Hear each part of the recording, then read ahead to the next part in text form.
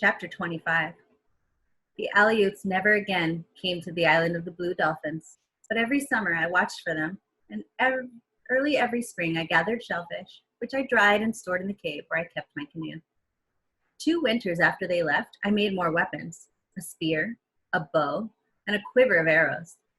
These I also stored in the place beneath the headland, so if the hunters returned, I would be ready to go to another part of the island to move from cave to cave, living in my canoe if necessary. For many summers after the Aleuts had gone, the herd of otter left Coral Cove. The old otter, which had survived the Aleut spears and by now were aware that summer was a time of danger, would lead the herd away. They went far off to the kelp beds of Tall Rock, where they stayed until the first storms of winter. Often, Rontu and I would go out into the rock and live there for several days, catching fish for Wanani and the others I had come to know. One summer, the otter did not leave, the summer that Rontu died, and I knew then that none of the otter who remembered the hunters were left. Nor did I think of them often, nor of the white men who said they would come back, but did not come. Until that summer, I had kept count of all the moons since the time my brother and I were alone upon the island. For each one that came and went, I cut a mark in a pole beside the door of my house.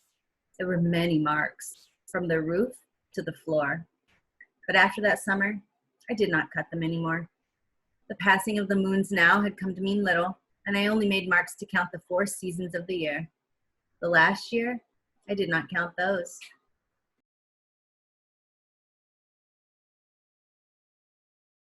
It was late in the summer that Rontu died. The days since spring, whenever I went to the reef to fish, he would not go with me unless I urged him to. He liked to lie in the sun in front of the house, and I let him, but I did not go so often as in the past. I remember the night that Rontu stood at the fence and barked for me to let him out. Usually he did this when the moon was big, and he came back in the morning. But that night, there was no moon, and he did not return. I waited all that day for him until almost dusk, and then I went out to look for him. I saw his tracks and followed them over the dunes and a hill to the lair where he had once lived. There I found him, lying in the back of the cave, alone. At first I thought that he had been hurt, yet there were no wounds on him. He touched my hand with his tongue, but only once, and then he was quiet and scarcely breathed. Since night had fallen and it was too dark for me to carry Rontu back, I stayed there. I sat beside him through the night and talked to him. At dawn, I took him in my arms and left the cave.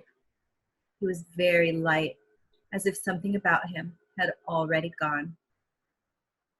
The sun was up as I went along the cliff. Gulls were crying in the sky.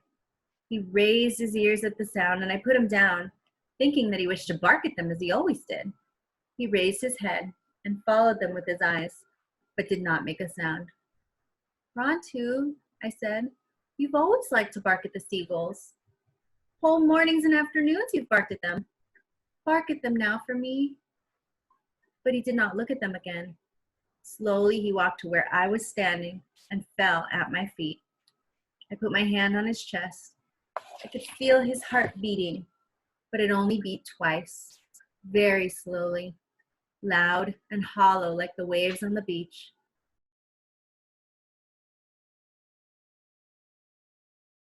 And then, no more.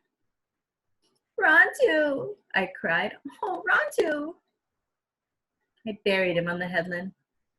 I dug a hole in the crevice of the rock, digging for 2 days, from dawn until the going down of the sun, and put him there with some sandflowers and a stick he liked to chase when I threw it, and covered him with pebbles of many colors that I gathered on the shore.